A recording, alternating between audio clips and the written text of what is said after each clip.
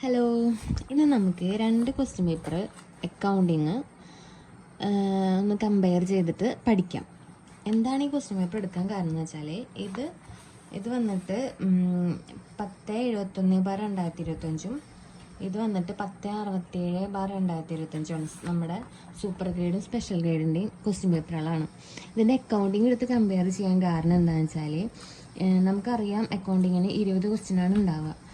ആ 20 ക്വസ്റ്റ്യനിൽ ഒരു ക്വസ്റ്റ്യൻ ഒഴിച്ച് ബാക്കി 19 ക്വസ്റ്റ്യനും എന്താ പറയുക സൂപ്പർ ഗ്രേഡിൻ്റെ ഓപ്ഷൻസ് ഉള്ള ക്വസ്റ്റ്യനാണ് സ്പെഷ്യൽ ഗ്രേഡിൽ ഒന്ന് ചെറിയൊരു മാറ്റം വരുത്തി ചോദിച്ചേക്കുന്നത്. അത് നമുക്ക് നോക്കാം. ഓക്കെ, ഫസ്റ്റ് ക്വസ്റ്റ്യൻ അപ്പോൾ ഞാൻ സ്പെഷ്യൽ ഗ്രേഡിൻ്റെയാണ് എടുത്തേക്കുന്നത് കേട്ടോ. ഇതിൽ ഫസ്റ്റ് ക്വസ്റ്റ്യൻ 61ാമത്തെ question, the amount of contribution in margin of safety equals to dash. അപ്പോൾ അതിൽ നമുക്ക് 71ാമത്തെ ക്വസ്റ്റ്യൻ സൂപ്പർ ഗ്രേഡിൽ നിന്ന് വായിച്ചു നോക്കാം കേട്ടോ. The amount of contribution break even sales equal to, ഇതിൽ ചോദിച്ചേക്കുന്നത് കോൺട്രിബ്യൂഷൻ മാർജിൻ ഓഫ് സേഫ്റ്റിയിലത്തെ കോൺട്രിബ്യൂഷനും ഇതിൽ ബ്രേക്ക് ഈവൻ സെയിൽസിലത്തെ കോൺട്രിബ്യൂഷനും അത്രയുള്ള വ്യത്യാസം ചോദിച്ചിരിക്കുന്നത്. പക്ഷെ നമ്മളെന്താണ് ഭയങ്കര കൺഫ്യൂസിങ് ആണ്, മനസ്സിലായോ? നമ്മളെ കൺഫ്യൂസ് ആക്കാൻ പറ്റിയ രീതിയിലുള്ള ക്വസ്റ്റ്യൻസ് ആണ്. ജസ്റ്റ് ചെറിയൊരു വ്യത്യാസം അന്ന് നമുക്ക് ഇത് ചോദിച്ചപ്പോൾ നമ്മളെല്ലാവരും എടുത്തിട്ട് ഫിക്സ്ഡ് കോസ്റ്റ് കുത്തിയിട്ടുണ്ടാവും അല്ലേ? പക്ഷേ നമ്മൾ ശ്രദ്ധിക്കണം, അതാണ് നമ്മളൊരു ക്വസ്റ്റ്യൻ പേപ്പർ കിട്ടുകയാണെങ്കിൽ അതിൻ്റെ 4 ഓപ്ഷൻ്റെ ക്വസ്റ്റ്യനുകളും നമ്മൾ പഠിച്ചിരിക്കണം എന്ന് പറയണതിൻ്റെ റീസൺ. ഓക്കെ, അപ്പോൾ ഇതിൽ നമ്മൾ ചോദിച്ചിരിക്കുന്നത് amount of contribution in margin of safety, ഇതിലെ the amount of contribution in break even sales. Amount of contribution in break even sales fixed കോസ്റ്റും the amount of contribution in margin of safety is equal to പ്രോഫിറ്റും ആണ്. മനസ്സിലായ? നമുക്കിത് രണ്ടും question നല്ലോണം വായിച്ചില്ലെങ്കിൽ തെറ്റിപ്പോകുന്നതാണ്. തെറ്റിപ്പോവും, നോർമലായിട്ടുള്ള കാര്യമാണ്, നമുക്കത് തെറ്റിപ്പോകും. നമ്മൾ പെട്ടെന്ന് വായിക്കില്ല. നമ്മൾ ഇതുവരെ നമ്മൾ പഠിച്ചിട്ടുണ്ടായിരുന്ന PYQ ഒക്കെ വന്നിട്ടുണ്ടായിരുന്നത് ഇതായിരുന്നു, amount of contribution in break even sales ആയിരുന്നു നമുക്ക് PYQ ആയിട്ട് കൂടുതലും ചോദിച്ചിട്ടുണ്ടായിരുന്നു ഫിക്സ്ഡ് കോസ്റ്റ് ആൻസർ. കോൺട്രിബ്യൂഷൻ എങ്ങനെ കാൽക്കുലേറ്റ് ചെയ്യുക? കോൺട്രിബ്യൂഷൻ സെയിൽസ് മൈനസ് വേരിയബിൾ കോസ്റ്റോ ഫിക്സ്ഡ് കോസ്റ്റ് പ്ലസ് പ്രോഫിറ്റോ ആണ് എന്ത് contribution. Sales minus variable cost or fixed cost plus profit ആണ് കോൺട്രിബ്യൂഷൻ. പിന്നെ മാർജിൻ ഓഫ് സേഫ്റ്റി എന്ന് വെച്ചാൽ എന്താ? ബ്രേക്ക് ഈവൻ പോയിന്റിന് മുകളിൽ സെയിൽസ് നടക്കുന്നതിനെയാണ് മാർജിൻ ഓഫ് സേഫ്റ്റി എന്ന് പറയാം. Actual sales minus break even point sales ആണ് എന്ത് മാർജിൻ ഓഫ് സേഫ്റ്റി. ഓക്കെ, ഇത് നമുക്ക് അറിയാവുന്ന കാര്യമല്ലേ. ബ്രേക്ക് ഈവൻ പോയിന്റ് എന്ന് വെച്ചാൽ എന്താ? അവിടെ നോ പ്രോഫിറ്റ് നോ ലോസ് ആണ്, അതാണ് BEP എന്ന് പറയുന്നത്. ഓക്കെ, BEPയിലെ കോൺട്രിബ്യൂഷൻ ഫിക്സഡ് കോസ്റ്റിന് ഈക്വൽ ആയിരിക്കും. അതായിരുന്നു ആദ്യം ചോദിച്ചിട്ടുണ്ടായിരുന്നത്. ഇപ്പം നമ്മളോട് ചോദിച്ചത് മാർജിൻ ഓഫ് സേഫ്റ്റിയിലെ കോൺട്രിബ്യൂഷൻ എന്തിന് ഈക്വൽ ആയിരിക്കും? പ്രോഫിറ്റിന് ഈക്വൽ ആയിരിക്കും. ഓക്കെ, അപ്പോൾ ആ ക്വസ്റ്റ്യൻ ക്ലിയർ ആയില്ലേ? അപ്പോൾ മാർജിൻ ഓഫ് സേഫ്റ്റിയിലെ കോൺട്രിബ്യൂഷൻ പ്രോഫിറ്റിനും ബ്രേക്ക് ഈവൻ സെയിൽസിലെ കോൺട്രിബ്യൂഷനും ഫിക്സഡ് കോസ്റ്റിനും ഈക്വൽ ആയിരിക്കും. Okay, next question, cost of ഡെപ്റ്റ് capital is met in the form of dash. 62ാമത്തെ ക്വസ്റ്റ്യൻ. ഇതിൽ 72ാമത്തെ ക്വസ്റ്റ്യൻ നോക്കിയേ, cost of owned capital met in the form of dash. ഇതും കൺഫ്യൂസിംഗ് ആണ്, മനസ്സിലായില്ലേ? അങ്ങനത്തെ ക്വസ്റ്റ്യൻ പേപ്പറായിരുന്നു നമുക്ക് കഴിഞ്ഞ പ്രാവശ്യം വന്നത്. അതേപോലെ ആവണം ഇപ്പം ഒന്നും ഒരു നിർബന്ധമില്ല കേട്ടോ. ഇനി വരുന്നത് ഒന്നും കൂടി ഈസി ആവും എന്തായാലും. അപ്പോൾ ഇതേപോലെ ആവണമെന്നില്ല. അപ്പോൾ നമുക്ക് എന്തായാലും ഇങ്ങനെ ഒരു സംഭവം കണ്ട സ്ഥിതിക്ക് നമ്മളിത് പക്കയായിട്ട് പഠിച്ചു പോവുക. 4 ഓപ്ഷനും തെറ്റാത്ത രീതിയിൽ അത്രയും വെടുപ്പായിട്ട് പഠിച്ചിട്ട് പോവുക എന്നുള്ളൊരു നമുക്ക് കിട്ടിയൊരു ചാൻസാണ്. അപ്പം നമ്മളത് നല്ലോണം യൂട്ടിലൈസ് ചെയ്യുക. ഓക്കെ, അപ്പോൾ കോസ്റ്റ് ഓഫ് ഡെപ്റ്റ് capital is met in the form of എന്താ ഉത്തരം? ഡെപ്റ്റ് ക്യാപിറ്റൽ മെറ്റ് ചെയ്യണത് ഇൻട്രസ്റ്റ് വഴിയാണ്. നമ്മൾ നേരത്തെ ചോദിച്ചത് കോസ്റ്റ് ഓഫ് ഓൺഡ് ക്യാപിറ്റലിൻ്റെ കോസ്റ്റ് എങ്ങനെയാണ് മെറ്റ് ചെയ്യണത്? ഡിവിഡൻഡ് കൊടുത്തിട്ടാണ്. ഡെപ്റ്റ് അല്ലെങ്കിൽ ഡിബഞ്ചർ ആണെങ്കിലോ അത് ഇൻട്രസ്റ്റ് ആണ് നമ്മൾ കൊടുക്കുക അല്ലേ? ഇങ്ങനെ ഈ ചാപ്റ്ററിൽ നമ്മൾക്ക് 4 കാര്യങ്ങൾ വരുന്നുണ്ട്. ഡെപ്റ്റ് capital, owned capital, equity share capital. Equity share capital ആണെങ്കിലും നമ്മൾ എന്താ പ്രൊവൈഡ് ചെയ്യുക? ഏത് രീതിയിലാണ് അത് മെറ്റ് ചെയ്യുക? ഡിവിഡൻഡ് ആയിട്ടാണ്. ഇവിടെ ചോദിച്ചത് ഓൺഡ് ക്യാപിറ്റൽ, അതുപോലെ തന്നെ ഇക്വിറ്റി ഷെയർ ക്യാപിറ്റൽ ആണെങ്കിലും ഡിവിഡൻഡ് ആയിട്ടാണ്. ഓക്കെ, പ്രിഫറൻസ് ഷെയർ ക്യാപിറ്റൽ ആണെങ്കിലോ പ്രിഫറൻസ് ഷെയർ ക്യാപിറ്റൽ ആണെങ്കിൽ ഏത് ഫോമിലാണ് മെറ്റ് ചെയ്യുക? പ്രിഫറൻസ് ഡിവിഡൻഡ് ആയിട്ടാണ് മെറ്റ് ചെയ്യുക. പ്രിഫറൻസ് ക്യാപിറ്റൽ ആണെങ്കിൽ പ്രിഫറൻസ് ഡിവിഡൻഡ് ആയിട്ടും, ഇക്വിറ്റി ഷെയർ ക്യാപിറ്റലും അതുപോലെ തന്നെ എന്തായിരുന്നു ക്വസ്റ്റ്യൻ? ഇക്വിറ്റി ഷെയർ ക്യാപിറ്റലും ഓൺഡ് ക്യാപിറ്റലാണ് ഡിവിഡൻഡ് ആയിട്ടാണ് മെറ്റ് ചെയ്യുക. അതുപോലെ തന്നെ ഡെപ്റ്റ് അല്ലെങ്കിൽ ഡിബെഞ്ചർ ആണെങ്കിൽ ഇൻട്രസ്റ്റ് ആയിട്ടാണ് മെറ്റ് ചെയ്യുക. ഓക്കെ, നെക്സ്റ്റ് ക്വസ്റ്റ്യൻ നോക്കാം. Difference between current asset and current liability is known as net working capital. അത്രയും അധികം റിപ്പീറ്റ് അടിച്ച് PYQ ആണ്. Difference between current asset and current liability ആണ് നെറ്റ് വർക്കിംഗ് ക്യാപിറ്റൽ. 63ാമത്തെ ക്വസ്റ്റ്യൻ. ഇതിലെ 73ാമത്തെ question, fund flow refers to change in working capital. Working capital related ആയിട്ടുള്ളതാണ് ആ 63ഉം 73ാമത്തെ ക്വസ്റ്റ്യൻ കേട്ടോ. അങ്ങനെ ഒരു റിലേഷൻ വന്നിട്ടുണ്ട് എല്ലാ ക്വസ്റ്റ്യൻസിനും. ഓക്കെ, ഇത് നോക്കാം. Difference between current asset and current liability ആണ് net working capital. Gross working capital ആണെങ്കിൽ അവിടെ കറണ്ട് അസറ്റ് മാത്രമേ ഉള്ളൂ. ഗ്രോസ് വർക്കിംഗ് ക്യാപിറ്റൽ ആണെങ്കിൽ കറണ്ട് അസറ്റ് ഓൺലി ആണ്. നെറ്റ് വർക്കിംഗ് ക്യാപിറ്റൽ ആണെങ്കിൽ എന്താണ്? ഡിഫറൻസ് ബിറ്റ്വീൻ കറണ്ട് അസറ്റും കറണ്ട് ലയബിലിറ്റിയും തമ്മിലുള്ള ഡിഫറൻസ് ആണ് നെറ്റ് വർക്കിംഗ് ക്യാപിറ്റൽ. ഇനി ഗ്രോസ് വർക്കിംഗ് ക്യാപിറ്റലും നെറ്റ് വർക്കിംഗ് ക്യാപിറ്റലിനും ഡിഫറൻസ് ചോദിച്ചാൽ കറണ്ട് ലയബിലിറ്റിയാണ്. മനസ്സിലായ ഡിഫറൻസ് എന്താണ്? ഗ്രോസ് വർക്കിംഗ് ക്യാപിറ്റലിന്റെയും നെറ്റ് വർക്കിംഗ് ക്യാപിറ്റലിന്റെ ഡിഫറൻസ് ചോദിച്ചാൽ കറണ്ട് ലയബിലിറ്റി. അതുപോലെ തന്നെ കറണ്ട് അസറ്റിന്റെയും കറണ്ട് ലയബിലിറ്റിയുടെയും ചോദിക്കുകയാണെങ്കിൽ net working capital. Okay, gross working capital ആണെങ്കിൽ കറണ്ട് അസറ്റ് ഓൺലി ആണ്. ഓക്കെ, നെക്സ്റ്റ് ക്വസ്റ്റ്യൻ നോക്കാം. This is the concept that outline 3 conditions that typically lead to higher instance of job-related fraud. That is motivation, opportunity and rationalization. Fraud triangle ആണ്. Fraud triangle develop ചെയ്തത് ആരാ? Donald ക്രിസിയാണ്. Fraud triangle എന്നുള്ള concept develop ചെയ്തത് Donald ക്രിസിയാണ്. Fraud ട്രയാങ്കിളിൽ 3 കൺസെപ്റ്റാണ് വരുന്നത്. Motivation, opportunity, rationalisation. ഇതിന് മുന്നേ ഞാൻ class ഇട്ടുണ്ടായിരുന്നു. Rationalisation എന്ന് വെച്ചാൽ എന്താ? നമ്മുടെ ഫ്രോഡ് ജസ്റ്റിഫൈ ചെയ്യണം. നമ്മളെ തെറ്റിന് നമ്മൾ ജസ്റ്റിഫൈ ചെയ്യുന്നതാണ് റേഷണലൈസേഷൻ എന്ന് പറയുന്നത്. ഓപ്പർച്യൂണിറ്റി എന്ന് വെച്ചാൽ എന്താ? ഫ്രോഡ് ചെയ്യാനായിട്ട് നമ്മളെ ഇന്റേണലായിട്ട് മാനേജ്മെന്റിൽ ധാരാളം അവസരങ്ങളാണ്, ഓപ്പർച്യൂണിറ്റിയാണ്. എന്ന് വെച്ചാൽ ഉദാഹരണമായിട്ട് നമുക്ക് പറയാം, അവിടെ CCTV ഒന്നുമില്ല, നമ്മൾ ഫ്രോഡ് ചെയ്യുകയാണെങ്കിൽ കണ്ടുപിടിക്കാനായിട്ട് ഒരു എന്താ പറയുക, എല്ലാ അക്കൗണ്ട്സും നോക്കേണ്ടത് ഒരേ ആളാണ്, ക്യാഷ് മൊത്തം നോക്കേണ്ടത് ഒരാളാണ്, സൂപ്പർവിഷൻ ഇല്ല. അപ്പോൾ അവിടെയൊക്കെ ഫ്രോഡ് വരാനുള്ള ചാൻസ് കൂടുതലാണ്. പിന്നെ മോട്ടിവേഷൻ, പ്രഷർ കൂടുതലാണ്. അതൊക്കെ മറ്റൊരു കാര്യം. ഓക്കെ, അതിന് പറയുന്നതാണ്, അതിനെല്ലാം കൂടിയിട്ടാണ് ഫ്രോഡ് ട്രയാങ്കിൾ എന്ന് പറയാം. അത് ആര് ഡെവലപ്പ് ചെയ്തത്? ഡൊണാൾഡ് ക്രിസിയാണ് ഡെവലപ്പ് ചെയ്തത്. 64. അപ്പോൾ 74ാമത്തെ ക്വസ്റ്റ്യൻ നോക്കാം. കമ്പാരിസനാണ് നമ്മൾ ചെയ്യുന്നത്. ഇതിൻ്റെ ഫോൾസ് ഇതിലും. അപ്പോൾ ഈ 64ാമത്തെ ഈ ക്വസ്റ്റ്യൻ പേപ്പറിലും നമ്പർ അടക്കം ഇങ്ങനെ സാമ്യമുണ്ട്. 64ാമത്തെ ക്വസ്റ്റ്യനാണ് ഈ ഫ്രോഡ് ഇതിനെ കുറിച്ചിട്ട് പറഞ്ഞേക്കുന്നത്. 74ാമത്തെ ക്വസ്റ്റ്യൻ വായിച്ചു നോക്കാം. The falsification of accounts of an organization without any misappropriation of cash or goods is known as manipulation of accounts. Manipulation of accounts ആണ് falsification of accounts of organization without any misappropriation of cash or goods is known as manipulation of accounts. ഇതിൽ ബാക്കിയുള്ള options ഒന്ന് നോക്കി നോക്കാം കേട്ടോ. ക്യാമുഫ്ലാഗിങ് of accounts എന്ന് വെച്ചാൽ real ഫാക്റ്റിനെ hide ചെയ്യുന്നതിനാണ് പറയുന്നത് ക്യാമുഫ്ലാഗിങ് ഓഫ് അക്കൗണ്ട്സ്. പ്രൊണൗൺസിയേഷൻ റെഡി ആവില്ല കേട്ടോ. ക്യാമുഫ്ലാഗിങ് ഓഫ് അക്കൗണ്ട്സ് എന്ന് വെച്ചാൽ റിയൽ ഫാക്റ്റിനെ ഹൈഡ് ചെയ്യുന്നു. കോൺഫിസ്കേഷൻ ഓഫ് അക്കൗണ്ട്സ് എന്ന് വെച്ചാൽ ഗവൺമെൻറ്റോ അല്ലെങ്കിൽ കോർട്ടോ നമ്മൾ ഫോഴ്സ്ഫുള്ളി ആയിട്ട് ഫ്രോഡ് ചെയ്ത ആളുടെ ഇതൊക്കെ ടേക്ക് ഓവർ ചെയ്യുന്നു. അതിനെയാണ് പറയുക, അക്കൗണ്ട്സ് ഒക്കെ ടേക്ക് ഓവർ ചെയ്യുന്നതിനാണ് കോൺഫിസ്കേഷൻ ഓഫ് അക്കൗണ്ട്സ്. കോൺന്നപ്പോൾ ആലോചിച്ചാൽ അപ്പോൾ കോർട്ട് എന്ന് ആലോചിച്ചാൽ മതി. അപ്പോൾ കോർട്ട് അല്ലെങ്കിൽ ഗവൺമെൻറ് നമ്മുടെ ഇത് അക്കൗണ്ട്സ് ടേക്ക് ഓവർ ചെയ്യുന്നതാണ് കോൺഫിസ്കേഷൻ ഓഫ് അക്കൗണ്ട്സും. ക്യാമോഫ്ലാഗിങ് ഓഫ് അക്കൗണ്ട്സ് എന്ന് വെച്ചാൽ റിയൽ ഫാക്റ്റിനെ ഹൈഡ് ചെയ്യുക. ഫ്ലാഗിങ് ഫാക്റ്റ്, റിയൽ ഫാക്റ്റിനെ ഹൈഡ് ചെയ്യുക, അങ്ങനെ ആലോചിച്ചാൽ മതി. പിന്നെ റാറ്റിഫിക്കേഷൻ വെച്ചാൽ ഒഫീഷ്യലി അപ്രൂവ് കൊടുക്കുക. ഓക്കെ, അപ്പോൾ നമ്മൾ എന്തൊക്കെ പഠിച്ചു? മാർജിൻ ഓഫ് സേഫ്റ്റി, കോൺട്രിബ്യൂഷൻ, പ്രോഫിറ്റും, ബ്രേക്ക് ഇവൻ പോയിന്റിൽ contribution equal to fixed cost ആണ് പഠിച്ചു. കോസ്റ്റ് ഓഫ് ഡെപ്റ്റ് capital met in the form of ഇൻട്രസ്റ്റും, ഓൺഡ് ക്യാപിറ്റൽ ആണെങ്കിൽ ഡിവിഡൻഡും ആണെന്ന് പഠിച്ചു. പിന്നെ difference between current asset and current liability net working ക്യാപിറ്റലാണ്. പിന്നെന്താണ് പിന്നെ പഠിച്ചത് ഗ്രോസ് വർക്കിംഗ് ക്യാപിറ്റൽ വെച്ചാൽ കറണ്ട് അസറ്റ് ഓൺലി ആണ്. പിന്നെ ഫ്രോഡ് ട്രയാങ്കിൾ പഠിച്ചു. പിന്നെ നെക്സ്റ്റ് ക്വസ്റ്റ്യൻ നോക്കാം കേട്ടോ.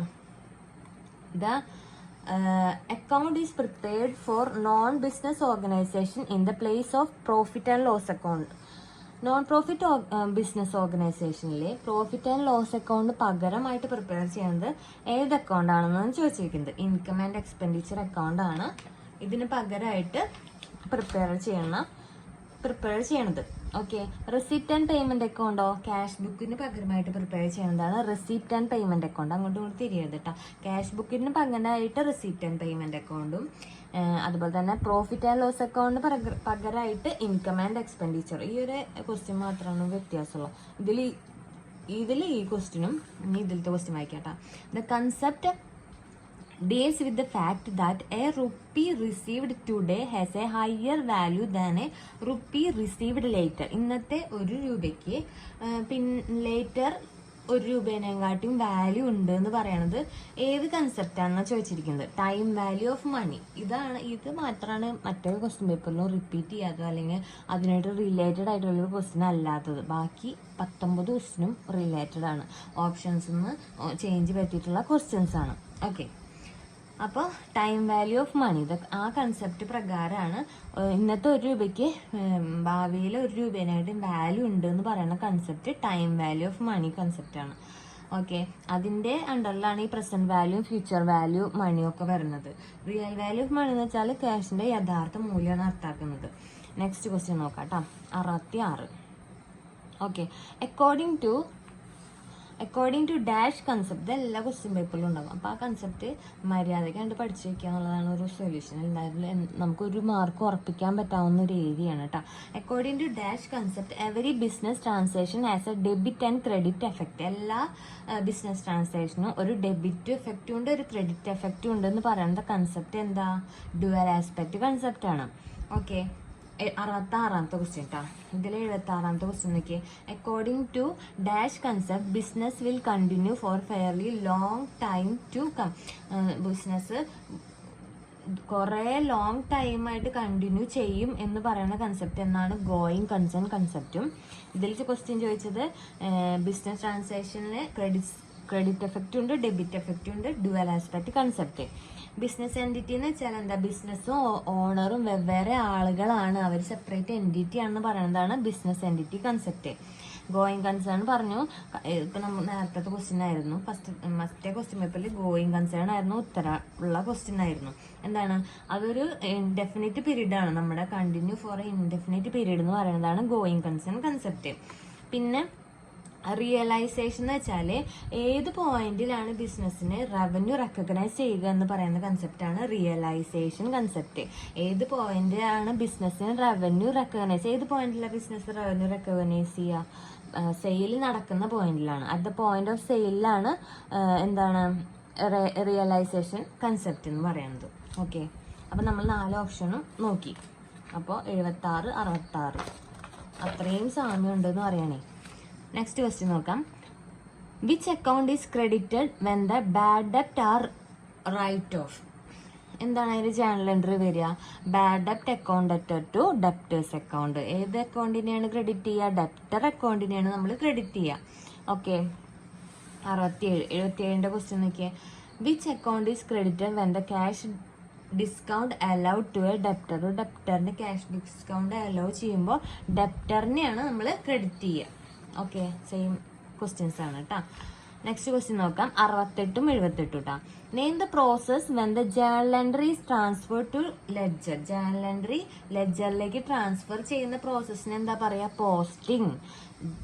ജേണൽ എൻട്രി ലെഡ്ജറിലേക്ക് ട്രാൻസ്ഫർ ചെയ്യുന്ന പ്രോസസ്സിനെ നമ്മൾ പോസ്റ്റിംഗ് എന്നും, അതുപോലെ തന്നെ ബുക്സ് ഓഫ് അക്കൗണ്ടിലേക്ക് ട്രാൻസാക്ഷൻ എൻ്റർ ചെയ്യുന്ന പ്രോസസ്സിന് നമ്മൾ പറയുന്നത് ജേണലൈസിങ് ആണ്.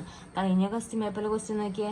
Name the process when the transaction is entered in the books of accounts.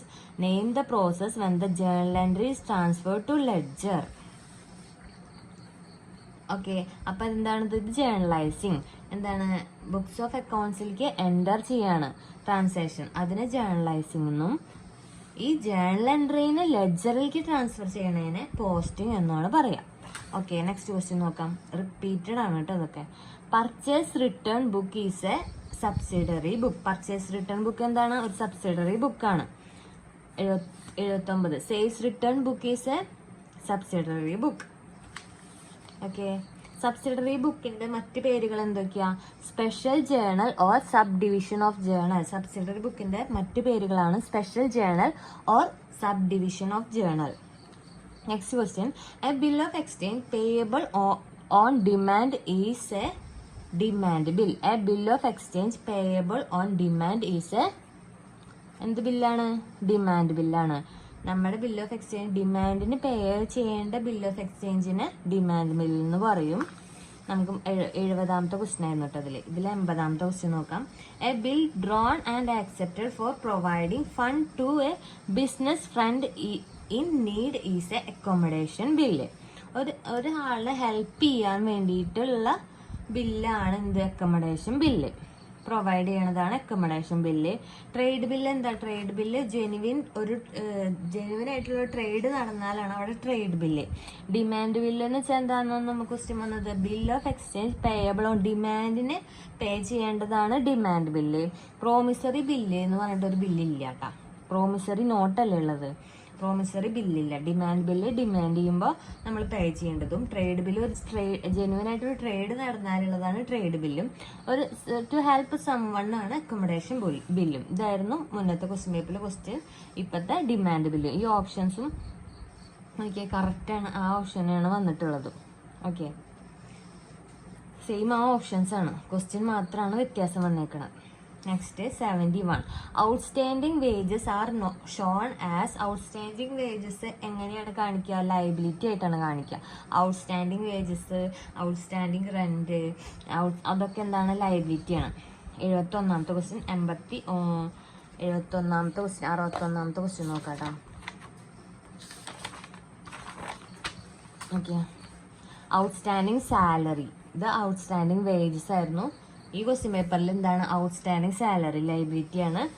ഇത് ആൻസർ വ്യത്യാസമില്ല, ക്വസ്റ്റ്യൻ മാത്രം.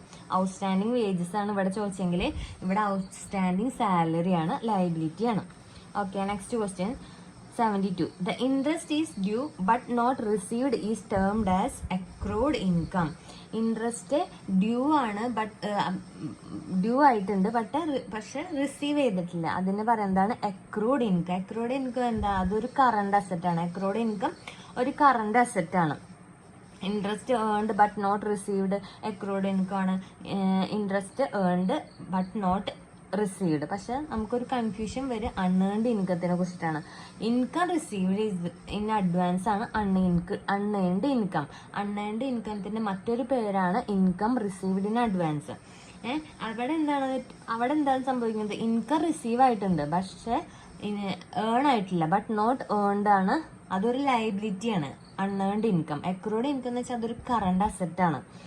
72ാമത്തെ ക്വസ്റ്റ്യൻ. 62ാമത്തെ ക്വസ്റ്റ്യൻ നോക്കിയത്. Commission is due but not received is termed as accrued income. Same answer ആണ് കേട്ടോ. പക്ഷെ question വ്യത്യാസമുള്ള. Commission is due. ഇവിടെ എന്താ പറഞ്ഞേക്കുന്നത്? ഇൻട്രസ്റ്റ് ഡ്യൂ ആയിട്ടുണ്ട് പക്ഷെ റിസീവ് ആയിട്ടില്ല. പക്ഷെ ഇൻകം റിസീവ് ഇൻ അഡ്വാൻസ് ആണെങ്കിൽ അത് അവിടെ എന്തായി? അൺഏൺഡ് ഇൻകം ആയി. ഇൻകം റിസീവ്ഡ് ഇൻ അഡ്വാൻസ് ആണെങ്കിൽ അൺഏൺഡ് ഇൻകം ആയി. Commission due but not received ആണെങ്കിൽ അക്രൂഡ് ഇൻകം ആയി. അൺഏൺഡ് ഇൻകം എന്ന് വെച്ചാൽ ലയബിലിറ്റി ആണ്. അക്രൂഡ് ഇൻകം എന്ന് വെച്ചാൽ ഒരു കറണ്ട് അസറ്റ് ആണ്. അതാണ് വ്യത്യാസം. ഇനി പ്രീപെയ്ഡ് എക്സ്പെൻസ് എന്ന് വെച്ചാൽ എന്താ? അത് അൺഎക്സ്പെയ്ഡ് എക്സ്പെൻസ് ആണ്. പ്രീപെയ്ഡ് എക്സ്പെൻസിന്റെ മറ്റൊരു പേരാണ് അൺഎക്സ്പെയ്ഡ് എക്സ്പെൻസ്. അതൊരു അസറ്റ് ആണ്. മുൻകൂട്ടി പേ ചെയ്തിട്ടുള്ള എക്സ്പെൻസ് ആണ്. അതുകൊണ്ട് തന്നെ അതൊരു അസറ്റ് ആണ്. ഓക്കെ, അക്രൂഡ് ഇൻകം അസറ്റ് ആണ്, കറണ്ട് അസറ്റ് ആണ്. അൺഏൺഡ് ഇൻകം ആണെന്ന് വെച്ചാൽ എന്താ? നമ്മളത് മുൻകൂട്ടി റിസീവ് ചെയ്തു പക്ഷെ അത് ഏൺ ചെയ്തിട്ടില്ല. ബട്ട് നോട്ട് ഏൺഡ് ആണ് unearned income. Income received in advance ആണ്. അതെന്താണ്? അത് ലയബിലിറ്റി ആണ്. അൺഏൺഡ് ഇൻകം ലയബിലിറ്റി ആണ്. പ്രീപെയ്ഡ് എക്സ്പെൻസ് അസറ്റ് ആണ്. അക്രൂഡ് ഇൻകം കറണ്ട് അസറ്റ് ആണ്. ഓക്കെ, മനസ്സിലായില്ല? ഔട്ട്സ്റ്റാൻഡിങ് ലയബിലിറ്റി ആണ്. ഓക്കെ, നെക്സ്റ്റ് ക്വസ്റ്റ്യൻ നോക്കാം. 73.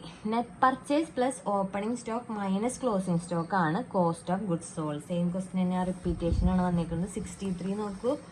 Net purchase plus opening stock minus closing stock cost of goods sold. ശരിക്കും ഇതിന്റെ ഫോർമുല വരുന്നത് opening stock plus net purchase plus direct expense ഉണ്ട്. Direct എക്സ്പെൻസിൽ നിന്ന് closing stock minus ചെയ്യുമ്പോഴാണ് cost of goods sold കിട്ടുക. നമ്മുടെ question പേപ്പറിൽ ഈ ഡയറക്റ്റ് എക്സ്പെൻസ് മോസ്റ്റ്ലി കാണാറില്ല. Okay, opening stock plus net purchase plus direct expense minus closing stock ആണ് cost of goods sold. ഇനി കോസ്റ്റ് ഓഫ് സെയിൽസ് എന്താ? ടോട്ടൽ കോസ്റ്റിന്റെ മറ്റൊരു പേരാണ് cost of sales. Total cost എങ്ങനെ കണ്ടുപിടിക്കുക? Cost of production plus selling and distribution ആണ് എന്ത്? Cost of sales. Cost of സെയിൽസിന്റെ മറ്റൊരു പേരാണ് total cost. Cost of production plus selling and distribution overhead. ഈ ടേബിൾ നിങ്ങൾ മറക്കരുത്. Direct material, direct labour, direct expense ആക്കുമ്പോൾ നമുക്ക് എന്ത് കിട്ടും? പ്രൈം കോസ്റ്റ് കിട്ടും. Prime cost plus office overhead ആവുമ്പോൾ നമുക്ക് എന്ത് കിട്ടും? ഫാക്ടറി കോസ്റ്റ് അല്ലെങ്കിൽ ഫാക്ടറി കോസ്റ്റ് കിട്ടും. ഫാക്ടറി കോസ്റ്റിന്റെ ഒപ്പം office and administrative overhead add ചെയ്യുമ്പോൾ നമുക്ക് എന്ത് കിട്ടും? കോസ്റ്റ് ഓഫ് പ്രൊഡക്ഷൻ കിട്ടും. കോസ്റ്റ് ഓഫ് പ്രൊഡക്ഷൻ കിട്ടും. ലാസ്റ്റ് ഏജാണ് കോസ്റ്റ് ഓഫ് പ്രൊഡക്ഷന്റെ ഒപ്പം selling and distribution overhead add ചെയ്യുമ്പോൾ എന്ത് കിട്ടും? കോസ്റ്റ് ഓഫ് സെയിൽസ് കിട്ടും. കോസ്റ്റ് ഓഫ് സെയിൽസിന്റെ മറ്റൊരു പേരാണ് ടോട്ടൽ സെയിൽസ്. ടോട്ടൽ സെയിൽസ് എങ്ങനെ കിട്ടുക? Cash sales plus credit sales ആണ് ടോട്ടൽ സെയിൽസ്. ക്യാഷ് ആയിട്ടുള്ള സെയിലും അതുപോലെ തന്നെ ക്രെഡിറ്റിലൂടെയുള്ള സെയിലും കൂടി ആഡ് ചെയ്യുമ്പോഴാണ് ടോട്ടൽ സെയിൽസ് കിട്ടുക. നെറ്റ് സെയിൽസ് ആണെങ്കിൽ ക്യാഷ് സെയിൽസും ക്രെഡിറ്റ് സെയിൽസും ആഡ് ചെയ്തിട്ട് സെയിൽസ് റിട്ടേൺ മൈനസ് ചെയ്താലാണ് നെറ്റ് സെയിൽസ് കിട്ടുക.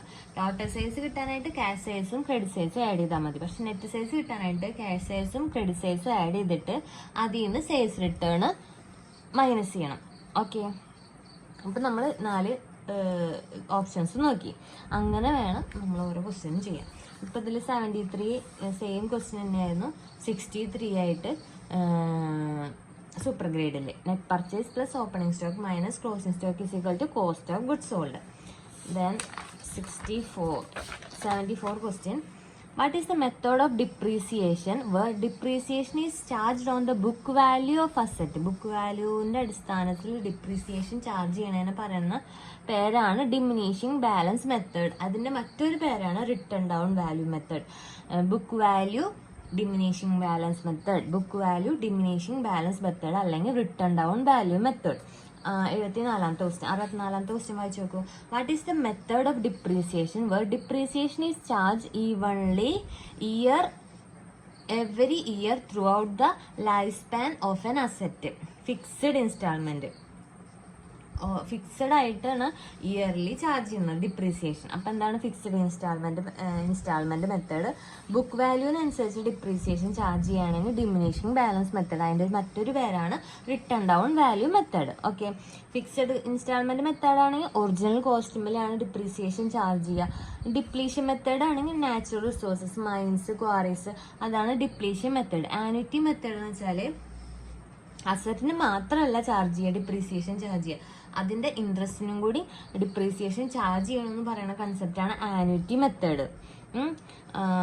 It is the interest in another ഇൻവെസ്റ്റ്മെന്റിൽ ഇൻവെസ്റ്റ് ചെയ്താൽ അതിൻ്റെ ഇൻവെസ്റ്റ്മെന്റ്സും കൂടി ചാർത്തുന്ന ഡിപ്രീസിയേഷൻ ആണ് annuity method.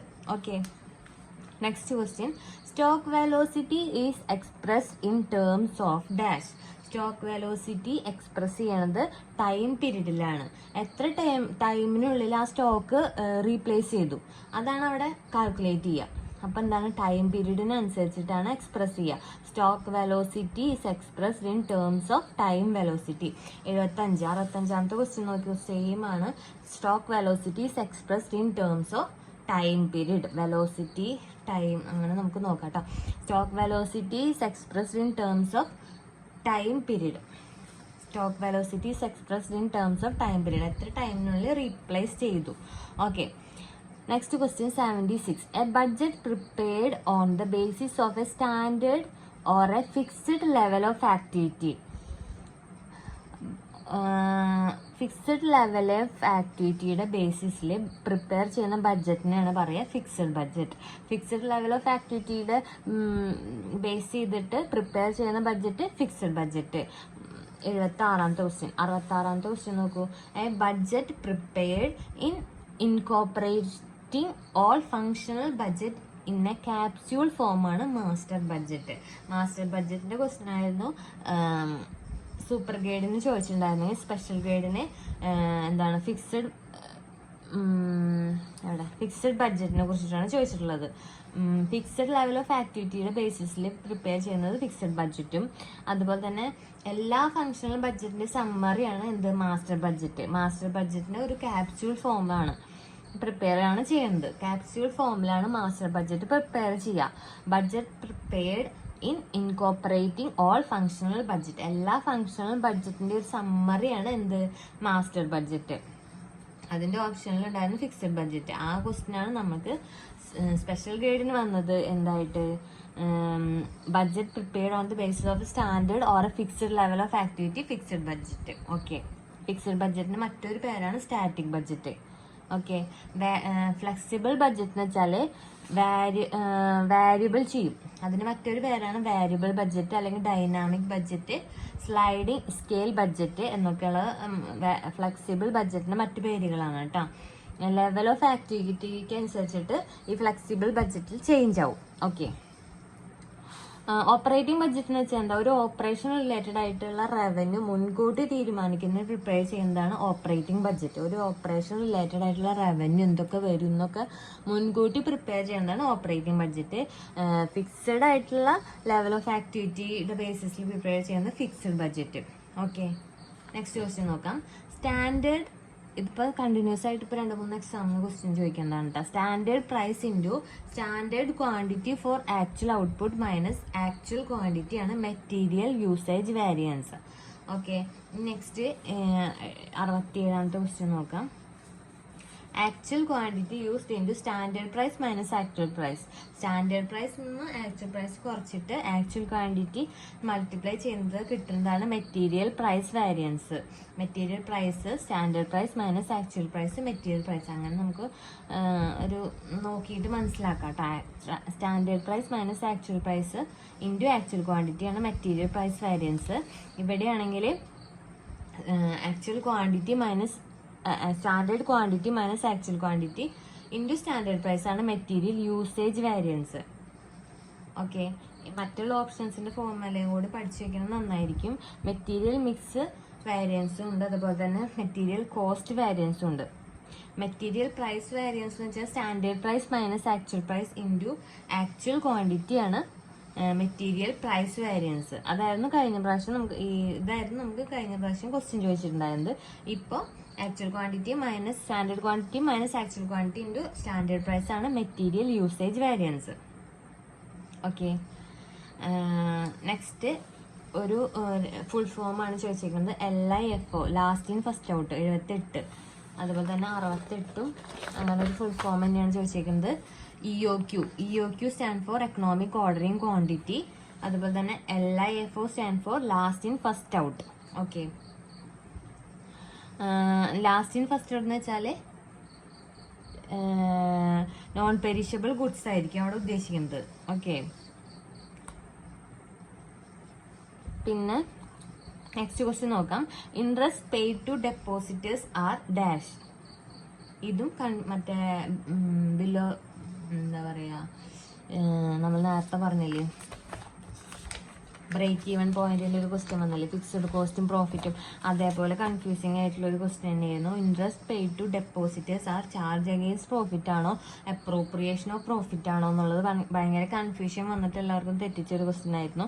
Interest paid to ഡെപ്പോസിറ്റേഴ്സിന് ഇൻട്രസ്റ്റ് പേ ചെയ്തു, അത് ചാർജ് അഗെയിൻസ്റ്റ് പ്രോഫിറ്റ് ആണോ അപ്രോപ്രിയേഷൻ ഓഫ് പ്രോഫിറ്റ് ആണോ ലയബിലിറ്റി ആണോ വന്നതെന്ന് എല്ലാവർക്കും ഡൗട്ട് അടിച്ചിട്ടുണ്ടാവും. ഇതെന്താ വെച്ചാൽ ചാർജ് അഗെയിൻസ്റ്റ് പ്രോഫിറ്റ് വെച്ചാൽ പ്രോഫിറ്റ് കാൽക്കുലേറ്റ് ചെയ്യുന്നതിന് മുന്നേ പേ ചെയ്തു, അതാണ് ചാർജ് അഗെയിൻസ്റ്റ് പ്രോഫിറ്റ് വരിക. പ്രൊവിഷൻ ചാർജ് അഗെയിൻസ്റ്റ് പ്രോഫിറ്റ് ആണ്, എന്നാൽ റിസർവ് ആണ് അപ്രോപ്രിയേഷൻ ഓഫ് പ്രോഫിറ്റ്. ഇവിടെ ഇൻട്രസ്റ്റ് പേ ടു ഡെപ്പോസിറ്റേഴ്സിന് ഇൻട്രസ്റ്റ് പേ ചെയ്തു, അത് നമുക്ക് ഓൾറെഡി അറിയാം ഡെപ്പോസിറ്റേഴ്സിന് നമ്മൾ ഇൻട്രസ്റ്റ് പേ ചെയ്യണമെന്ന്.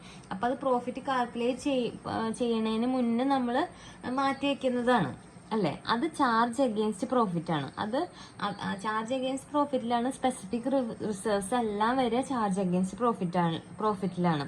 അതുപോലെ തന്നെ പ്രൊവിഷൻ എന്താ പറയുക, നോൺ ലയബിലിറ്റിക്ക് നമ്മൾ മാറ്റി വെക്കുന്നതാണ് പ്രൊവിഷൻ, അത് ചാർജ് അഗെയിൻസ്റ്റ് പ്രോഫിറ്റിലാണ് വരിക. അപ്രോപ്രിയേഷൻ ഓഫ് പ്രോഫിറ്റ് ആണെങ്കിൽ അവിടെ റിസർവ് വരും, അതുപോലെ തന്നെ ഡിവിഡൻഡ് വരും, റീറ്റെയിൻഡ് ഏർണിങ്സ് വരും. എന്ന് വെച്ചാൽ പ്രോഫിറ്റ് കാൽക്കുലേഷന് ശേഷം നമ്മൾ കൊടുക്കുന്ന ഐറ്റംസ് ആണ് അപ്രോപ്രിയേഷൻ ഓഫ് പ്രോഫിറ്റിൽ വരിക. അപ്രോപ്രിയേഷൻ ഓഫ് പ്രോഫിറ്റിൽ വരിക നമ്മൾ പ്രോഫിറ്റ് കാൽക്കുലേഷന് ശേഷം നമ്മൾ കൊടുക്കുന്നതാണ് അപ്രോപ്രിയേഷൻ ഓഫ് പ്രോഫിറ്റ് വരിക. അവിടെ റിസർവ് വരും, റീറ്റെയിൻഡ് ഏർണിങ്സ് വരും, ഡിവിഡൻഡ് വരും. ഡിവിഡൻഡ് നമ്മൾ പ്രോഫിറ്റ് ഉണ്ടെങ്കിൽ നമ്മൾ കൊടുക്കുന്നതാണ് ഡിവിഡൻഡ്. അപ്പോൾ പ്രോഫിറ്റ് കാൽക്കുലേറ്റ് ചെയ്തതിന് ശേഷമാണ് മാത്രമാണ് നമുക്ക് ഡിവിഡൻഡ് കൊടുക്കാൻ പറ്റുള്ളൂ. മനസ്സിലായോ? അങ്ങനെ നോക്കിയിട്ട് വേണം ഇവിടെ ആൻസർ ചെയ്യാനായിട്ട്. ഇവിടെ ഇൻട്രസ്റ്റ് പേ ടു ഡെപ്പോസിറ്റേഴ്സിന് നമ്മൾ എന്തായാലും ഇൻട്രസ്റ്റ് കൊടുക്കണം. അവിടെ നമുക്ക് പ്രോഫിറ്റ് ഉണ്ടോ ഇല്ലയോ എന്നുള്ളത് നമുക്ക് അവിടെ പ്രസക്തമല്ല. അപ്പോൾ അങ്ങനെ വരുന്ന സാഹചര്യത്തിൽ അത് ചാർജ് അഗെയിൻസ്റ്റ് പ്രോഫിറ്റ് ആണ്. ഇവിടെ ഡിവിഡൻഡ് കൊടുക്കുന്നത് എന്താ, നമുക്ക് പ്രോഫിറ്റ് ഉണ്ടെങ്കിൽ മാത്രം നമുക്ക് ഡിവിഡൻഡ് കൊടുത്താൽ മതി. മനസ്സിലായോ? അപ്പോൾ അവരുടെ അപ്രോപ്രിയേഷൻ ഓഫ് പ്രോഫിറ്റ് ആണ് വരുന്നത്. ഇവിടെ 79ാമത്തെ ക്വസ്റ്റ്യൻ. നമുക്ക് 69ാമത്തെ ക്വസ്റ്റ്യൻ നോക്കാം കേട്ടോ. Dividend pay to shareholders are അല്ല. ഇപ്പൊ നമ്മൾ നേരത്തെ ഇവിടെ എക്സാമ്പിൾ പറഞ്ഞതാണ് dividend pay to shareholders. അതെന്താ, അപ്രോപ്രിയേഷൻ ഓഫ് പ്രോഫിറ്റ് ആണ്. നമ്മൾ പ്രോഫിറ്റ് കാൽക്കുലേറ്റ് ചെയ്തതിന് ശേഷം നമ്മൾ മാറ്റി വെക്കുന്നതാണ്. നമുക്ക് പ്രോഫിറ്റ് ഉണ്ടെങ്കിൽ മാത്രം ഡിവിഡൻഡ് കൊടുത്താൽ മതി. ഓക്കെ, അപ്പൊ അതെന്താണ്, അപ്രോപ്രിയേഷൻ ഓഫ് പ്രോഫിറ്റ് ആണ്. മനസ്സിലായില്ലേ? നമുക്ക് നെക്സ്റ്റ് ക്വസ്റ്റ്യൻ നോക്കാം. Expense incurred four factory work of a firm is dash. അതെന്താണ്, ഒരു ഫാക്ടറി ഓവർഹെഡ് ആണ്, വർക്ക് ഓവർഹെഡ് ആണ്. ഫാക്ടറി ഓവർഹെഡ് അല്ലെങ്കിൽ വർക്ക് ഓവർഹെഡ് ആണ്. Expense incurred four factory work. ഒരു ഫേമിന്റെ ഫാക്ടറി വർക്കിന് ആവശ്യമായി വന്ന എക്സ്പെൻസ് ആണ്. അതെന്താണ്, ഫാക്ടറി ഓവർഹെഡ് ആണെങ്കിൽ വർക്ക് ഓവർഹെഡ് ആണ്. അഡ്മിനിസ്ട്രേറ്റീവ് ഓവർഹെഡ് ആണെങ്കിൽ എന്താ, അത് മാനേജ്മെന്റുമായിട്ട് റിലേറ്റഡ് ആയിട്ടുള്ള വരുന്നതാണ് administrative overhead. Selling and distribution overhead ആണെങ്കിൽ സെയിൽസുമായി റിലേറ്റഡ് ആണ് സെല്ലിംഗ് ആൻഡ് ഡിസ്ട്രിബ്യൂഷൻ ഓവർഹെഡ്. നമ്മളോട് ഇപ്പോൾ ചോദിച്ചത് ഫാക്ടറി വർക്കിന് റിലേറ്റഡ് ആയിട്ടുള്ളത് വർക്ക് ഓവർഹെഡ് ആണ്. നമുക്ക് ആ ക്വസ്റ്റ്യൻ തന്നെ ഏകദേശം ആൻസർ നമുക്ക് മനസ്സിലാവാൻ പറ്റണ ക്വസ്റ്റ്യൻ ആയിരുന്നു. Work overhead. അപ്പം 80. ഓക്കെ, 70ാമത്തെ question. Expense incurred for sales of a firm. Sales incurred ആയിട്ടുള്ള എക്സ്പെൻസ് എന്താ, സെല്ലിംഗ് ആൻഡ് ഡിസ്ട്രിബ്യൂഷൻ ഓവർഹെഡ് ആണ്. Selling and distribution overhead. Okay, എല്ലാ ഓപ്ഷൻസും സെയിം ആയിരുന്നു അല്ലേ? അപ്പം അതിലത്തെ ഓപ്ഷൻസിനും വ്യത്യസ്തമായ ആ ഓപ്ഷൻസിൽ നിന്നുള്ള ക്വസ്റ്റ്യൻസ് മാത്രം വ്യത്യാസമായിട്ട് തന്നു മാത്രം. അപ്പം നമ്മളൊരു ക്വസ്റ്റ്യൻ പേപ്പർ നോക്കുമ്പോൾ അതിൻ്റെ ഓപ്ഷൻസ് നോക്കണത് എത്രത്തോളം ഇമ്പോർട്ടൻസ് ആണെന്ന് നമുക്ക് ഈ 2 ക്വസ്റ്റ്യൻ പേപ്പർ കമ്പയർ ചെയ്യുമ്പോൾ നമുക്ക് നല്ലോണം മനസ്സിലാവും അല്ലേ? അപ്പോൾ ഇതിൻ്റെ ഉത്തരം ഫാക്ടറി വർക്കിനാണെങ്കിൽ വർക്ക് ഓവർഹെഡ് അല്ലെങ്കിൽ ഫാക്ടറി ഓവർഹെഡും, സെയിൽസിന് selling and distribution overhead, management related ആണെങ്കിൽ അഡ്മിനിസ്ട്രേറ്റീവ് ഓവർഹെഡ്. ഓക്കെ, അപ്പോൾ അതായിരുന്നു നമ്മുടെ 2 ക്വസ്റ്റ്യൻ പേപ്പറിൻ്റെ കഴിഞ്ഞില്ലേ? കഴിഞ്ഞു. അപ്പോൾ 2 ക്വസ്റ്റ്യൻ പേപ്പർ നമ്മൾ കമ്പയർ ചെയ്തിട്ട് നോക്കുകയാണ് ഉണ്ടായത്. അപ്പോൾ നിങ്ങൾക്ക് ക്ലാസ് ഇഷ്ടപ്പെട്ടു എന്ന് വിചാരിക്കുന്നു. Thank you.